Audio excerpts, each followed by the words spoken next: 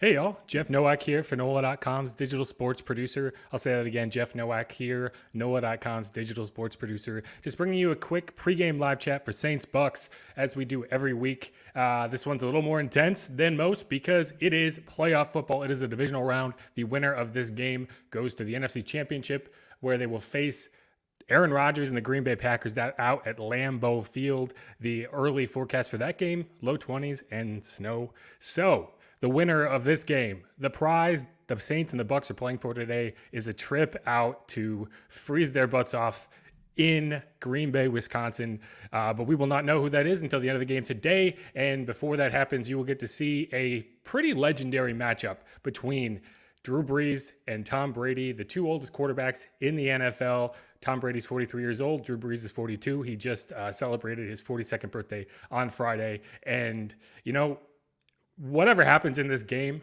remember to appreciate what you're watching today because that just doesn't happen. This is a historic matchup for a reason. It's the third time this year the Saints and the Bucs have met. And please stop telling me that it's hard to beat a team three times in a season. We actually ran the numbers, and there have been 22 opportunities post-merger for teams to get a three-game sweep in a season. It would have to be a divisional opponent, obviously, that you meet in the playoffs to get there. And that's what you have today. Of those 22 matchups, the 2-0 team has won 15 times. So say what you want.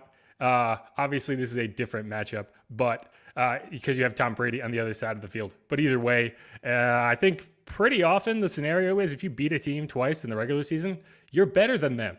And you have a pretty good shot of doing it again.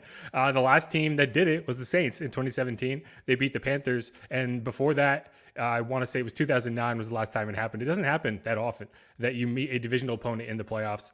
And that's what we have today. Before I go any further, I want to thank my sponsor, or our sponsor, Hancock Whitney Bank, for helping us bring out these live chats. I enjoy doing them.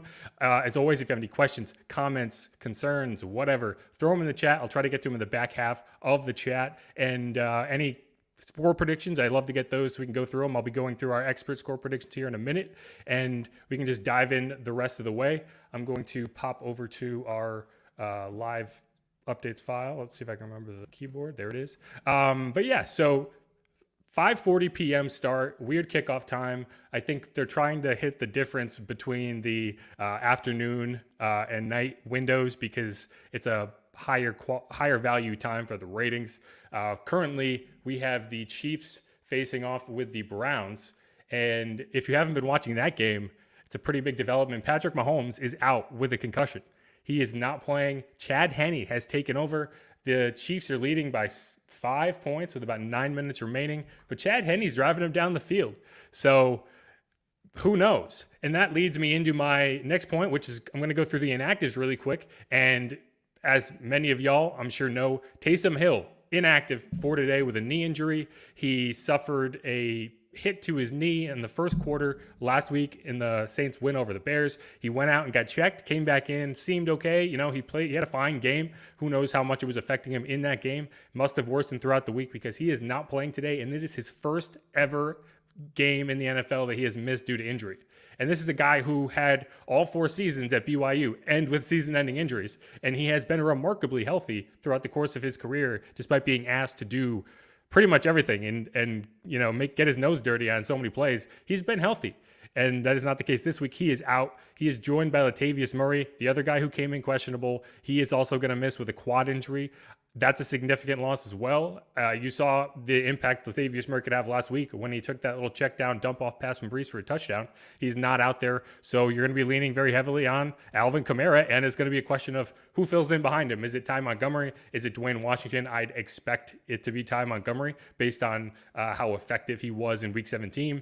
And just him being a veteran player, he's been in the playoffs before, and who knows how much you're going to see, whoever it is, behind Alvin Kamara. But, you know, if you ever had to overwork Alvin Kamara, this is the day to do it. So we'll see what he does. Alvin Kamara and everyone else basically has come in without any issue. There was only 2 guys listed as questionable, and they're both out. The other guy who they will not have, Patrick Robinson, cornerback. He has had hamstring injuries all season long that have hampered him, and leg injuries in general. He was declared out on Friday. Just came off the injured reserve before the wild card round, and it's just a bummer for him, specifically to not be able to stay healthy. But otherwise, the secondary is free and clear. Teron Armstead, Jared Cook all had injuries listed throughout the week. Oh, look, Chad Henne threw an interception. Sorry. Had injuries throughout the week, but they practiced either limited or full on Friday and did not have a game day designation. So they're all good to go. Trey Hendrickson is back, baby. Trey Hendrickson, the Tom Brady Slayer, as I've been calling him for the last 30 seconds. It's the first time I've ever called him that, but it's true. He had sacks on 3 consecutive plays when these teams met in week 9, and that's not normal. One of those was negated due to a penalty, but it still happened. We still have video evidence of it. And he is back today, and that's a big impact because Tom Brady, as much as he's done anything this season, has thrown the ball deep. He pushes the ball downfield. He threw deep 91 times this season. That was number 1 in the NFL. The next highest, Matt Ryan, 78. Mr. 43-year-old Thomas Brady led the NFL in deep pass attempts by 13. That's big. That's going to be a factor today. The secondary got burned on deep shots over and over again in the beginning of the season. They tightened up in the second half of the season. I think that was a huge part of why the Saints defense ended the year as a top unit. And they're going to have to do it again today. The safeties are going to have to hold up. Malcolm Jenkins and Marcus Williams are going to have to communicate and stay over the top. The pass rush is just as big a deal of that as well. And when I say Trey Hendrickson could have a big impact today, that's what I'm talking about, because you need time to throw deep. You need a pocket. And if the Saints are constantly collapsing it like they did in that 38-3 victory in week 9, Tom Brady could have a long day. If they struggle to get there, Ali Marpet for the Bucs is healthy. He was not in that week 9 matchup, if I recall. He could burn them. The Saints could get burned, and that's going to be a big factor to watch today. There's one other thing that I have to say, and while I kind of clowned on this, it's tough to beat a team 3 times narrative, I will say it's tough to beat a team led by a guy who thrives on getting told that he's going to lose, that he's getting clowned. When you talk about Tom Brady, he's won 6 Super Bowls. The only player that you can comp him to in any sport is probably Michael Jordan, in the sense that he just wins titles. He shows up in the biggest moments, and he uses this almost made up criticism and trolling to get an edge. And all you need to do if you're Tom Brady is look at the tape from that 38-3 beatdown, and there's almost nothing scarier than a locked-in Tom Brady when he's going against your defense. And when I compare him to Michael Jordan, the memory that comes up, and it was documented in the Jordan doc that Netflix put out, is early in his career, he faced off with a guy named LeBradford Smith, a rookie for the Washington Bullets. Remember him? There's a good reason you don't, because he came out, they had a back-to-back set with the Bulls. He came out one night, scored 35 points, and after the game, there was this whole storyline that he walked up to Michael Jordan and said, nice game, Mike. And Michael Jordan took that as an insult, came back the next night, and dropped 36 in the first half, basically just annihilated LeBradford Smith off the face of the earth. And what's come out since then is that actually never happened. Michael Jordan made that up for motivation to come out and just murder the guy the next night. This time, Tom Brady doesn't need to make up any motivation. He has it. And that's the scary part to me. More than the 3 times they've played, it's an angry Tom Brady is a scary Tom Brady. But we'll go through this here a little bit. Okay, so the Saints are 3-point favorites in this game. It's over on, this says CBS, but it's not. It's on Fox. I will fix that. Going down, we have some numbers to watch. 5. That's the number of times the Saints picked off Tom Brady so far this season. If you remember, Janoris Jenkins had that pick 6 that really set the tone in week 1 in that win. Kind of ugly win. That's really not representative of how either team played throughout the rest of the season. And then they got him, I want to say 3 times in the second matchup. 6, the number of times the Saints sacked Tom Brady this season. Again, a big number. And they got to him a lot more than that number makes it seem like in week 9. They were in his kitchen. He had no chance. 80.9, the average yards rushing allowed by Tampa Bay's top run defense. Yeah, so Alvin Kamara, you're going to have to see him run between the tackles today. That is the piece that you are losing when you don't have Latavius Murray out there. He is a guy who runs between the tackles on early downs. He gets those tough yards. He takes those big hits, and they do not have that today. Even if they put Ty Montgomery out there, you're probably going to need Dwayne Washington in some capacity to just take some of those early down runs so that you're not completely using Alvin Kamara's entire workload energy in those situations that you're just trying to get a couple yards to get on first down, to get a drive going, to get positive situations in second and third down. I wouldn't be surprised if you see Dwayne Washington get some of those carries, because Ty Montgomery is just not that guy. He's a very useful back, but he is more of a third down back than a power back. And then 85, the combined age of quarterbacks Drew Brees and Tom Brady. If you look at the potential AFC and NFC championship average quarterback matchups, the minimum average age of the NFC championship will be 79 and a half combined. I'm sorry. The minimum average age of quarterbacks in the NFC championship will be 39 and a half years old. That's Aaron Rodgers, 37, and either Tom Brady, 43, or Drew Brees, 42. And in the AFC championship, the average age of the quarterbacks, the quarterback average age will be 24 and a half years old, because you're looking at Josh Allen at 24 and one of Baker Mayfield or Patrick Mahomes, assuming Patrick Mahomes plays, both at 25 years old. So you literally have the old guard and the new guard coming on opposite sides, and that's going to make for an interesting Super Bowl dynamic, whatever ends up happening. But okay, let's see. If y'all dropped your score predictions, I'm going to go through them now and see if I can find any. If you haven't, throw them in there and I'll pop them up. Let's get one up here before I go into the expert ones.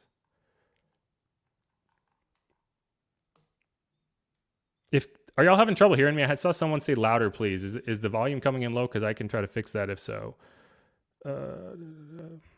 Not seeing a lot of score predictions here. Okay, here we go. From Congressman, 34-21, Saints win. Yeah, it's tough. It's really tough, because I don't think you're going to see the Bucs team that you saw in Week 9. And when I say that, I mean a team that just could not get any offense going. I don't think that they're going to come out and drop 40 on the Saints, but I think you're going to see some sort of competent offense from them. And the Saints are going to have to make it work on their side of the ball. I want to say this is not going to be a tight game down the stretch. I'm thinking the Saints are going to win this game, and they're going to do it by between 7 and 10 points. I tend to not want to give literal score predictions, but I'm going to say 30-23 is going to be the final score here, which is pretty close to what you have there. Our experts do not think they think it's going to be much tighter. All three have the Saints winning it. I'll pop this up a little bigger so you can see it. Oh, sorry, I lost it. There it is. So our two beat writers and our columnist, Amy Just has it Saints 35, Bucs 32. Luke Johnson, another of our beat writers, has it a 1-point game, Saints 31, Bucs 31. And Rod has it about the same, Saints 31, Bucs 28. So I think there's a consensus here that it's going to be somewhere in the range of Saints in the 30s and Bucs in the mid to high 20s. Mid to high 20s. And I think that's fair. Again, I think the Saints defense is just on another level this season. And the defensive line play has been such a huge part of that, because it allows the corners to play press man and just really take away everything that the opponent wants to do in the quick passing game. Mike Evans has not caught a pass since against Marshawn Lattimore since it seems like the Jurassic period. He just does not catch passes against Marshawn Lattimore. I've had a few people tell me that is the rivalry to watch in this game. And it's like, I don't think you could call it a rivalry. It can't be a rivalry if one person in it has never, ever succeeded against the other. And that's what the case is with Mike Evans. He hasn't caught a pass with Marshawn Lattimore in coverage since 2018. They play twice a year. It's not a rivalry. It's a beatdown. And until Mike Evans comes out and shows he can catch a pass against Marshawn Lattimore, I'm not going to call that a rivalry. But, that's going to be a matchup today. If Mike Evans can get going, then you can go ahead and say this is a rivalry and this is a matchup. As it's been the last 2 years, that has been a clear win for the Saints. They have taken away Mike Evans in every single matchup. He had a touchdown in week 1. It was a 1-yard touchdown. He is as good as anyone in the NFL at those tight yardage areas because he's huge. He's a huge guy. And, if he can get going, that completely changes this matchup for the Saints, because that's an element they have not even had to consider beating them before. But we can go on from there. Anyway, coming down, I'll get you down to the updates feed so you can kind of have this scroll up and have some entertainment over to my left as I'm talking. And I'll go through some of your questions here. Let's see what we have. I'll start at the top. We got a lot of who-dats. Appreciate y'all popping in here. Got a let's go. The Cajun, let's go. Kimberly Harris, we got this. Good to hear from you, Kimberly. Todd Fields, who-dat from Los Angeles. Good to have you. What happened to the Rams, man? I need you to get the lowdown here. Is Aaron Donald okay? I'm worried about him. Okay, going down. LaMarcus with a who-dat. I think Mary Beth is talking to her cousin, Terry Morrison. Good to have both of you. Just jinx the whole team. That's probably fair. I'm pretty good at dropping the jinx. But hey, I've said the Saints were gonna lose to the Eagles, and they did. So, I think I've been pretty on with my predictions so far. But who knows? Who that runs in our veins? Okay, I'm gonna try to get to a question here so I can have some content. Alex Ratcliffe, this isn't really a question. I'm super nervous. Yeah, I said this before. Nervous energy is a good thing. Excited nervous energy is a good thing. Scared nervous energy isn't. And the Saints this year have done a good job of making sure it's mostly excited nervous energy.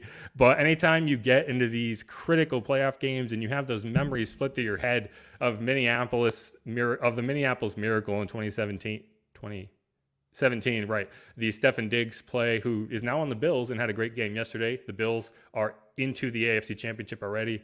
And then you go ahead a year and you have the no call. And then you go another year and you have the Vikings winning in overtime with that uncalled Kyle Rudolph push-off. And it's just one after another. But this Saints team just feels like, you get kind of steeled by those moments as a team. And I think that's what's happened here. Okay, we have a prediction. Breeze will beat Brady for the third time this year. That is what I think pretty much everyone in this chat is hoping will happen. Got Raymond asking for prayers. Let's see.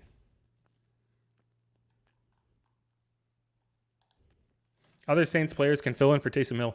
Yeah, that's an interesting point, Jerry. Glad to have you here, by the way. Is they can't, though. That's the thing. Is Taysom Hill is an element of the offense that only Taysom Hill can be. Obviously, they have tight ends, they have running backs, they have guys who can block, who can go out on routes, but they don't have a guy who every time he runs onto the field, you have to watch and see what he's going to do. You don't know if he's going to line up at quarterback and Breeze is going to go stand on the side and pretend to run a route. You don't have, it's not as, they are not as adjustable in that situation as they could be with him out there. And it simplifies the offense that the Bucs are going to have to account for. And that's a factor, and whether he's been successful, whether he's had a problem fumbling, that is always something that he provides the offense that no one else can. And that's just not something you can replace. Can the Saints win without being able to have that in their offense? Oh, yes, certainly. But it's not as simple as saying, oh, well, there's guys who can do what he does, because there is none. There are no other players on the team who can come onto the field and the defense has to be worried they're going to line up a quarterback. It just doesn't exist. But either way, I think the Saints are going to be fine in that regard. You don't need that to win. Most teams don't have that. It's just one more thing that the Bucs don't have to worry about. Going through here, let's find some other.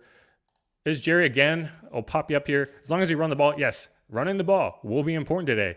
Time of possession will be important today. The Saints need to extend drives. They can't be constantly going 3 and out and giving the ball back. And I think that Michael Thomas being on the field, which he has been for all 3 Bucs matchups, is a big part of this, because those short passes to Michael Thomas are essentially an extension of the run game a lot of the time. They're just chain movers. They're short gains that you're confident in, and they just help you get drives rolling so you can have those 8, 10, 12 play drives that really just take the air out of the other team, gives your defense a rest, and that's going to be important today. I agree. All right.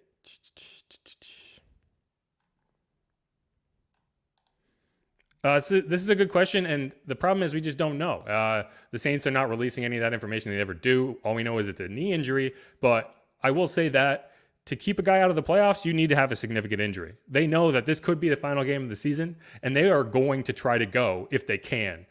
So for him not to play, that means I don't want significant is kind of a buzzword, but that means that it's a legitimate injury. It's more than a bruise. It's something that is an impact to him in terms of his, I don't want to couch this too badly, but it's more than just discomfort, because if he felt like he could play through it, they would be out there. Him and Latavius Murray would be out there, and they are not in the biggest game of the season until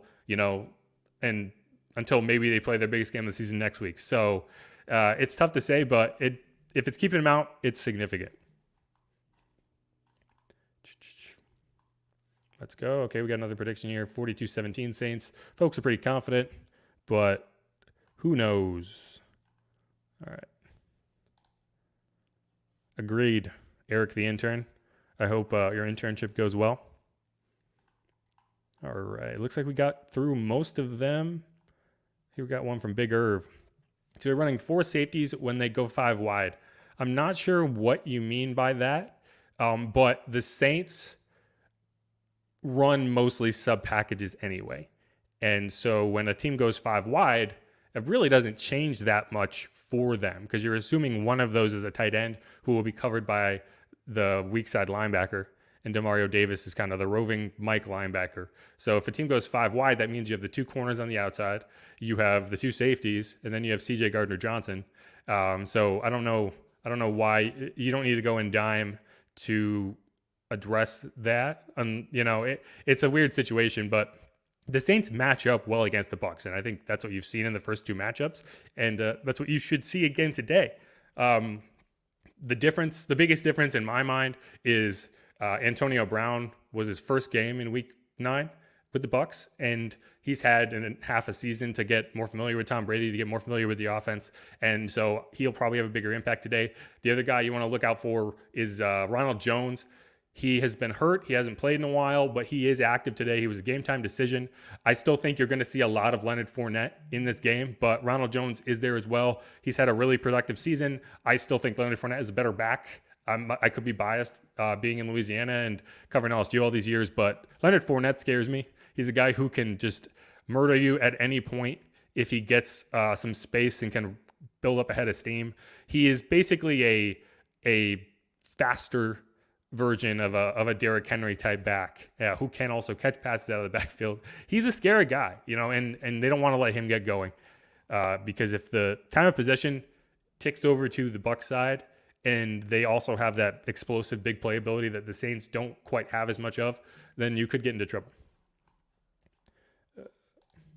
Let's see. Do you think we'll see a wild trick play in this game? With no Taysom, it may be a mind trick.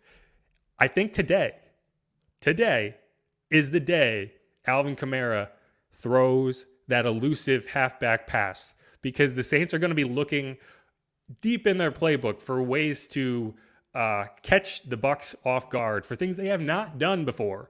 And without Taysom Hill in the game, your options there are very limited, because he's the guy. He's the gadget guy, as you say. And people like to say gadget in a derogatory way. I think gadget is a good thing, because there's a reason it's a gadget. It's because it's not something that you expect to see. And what haven't the Saints done this year? They haven't had Alvin Kamara chuck a ball downfield.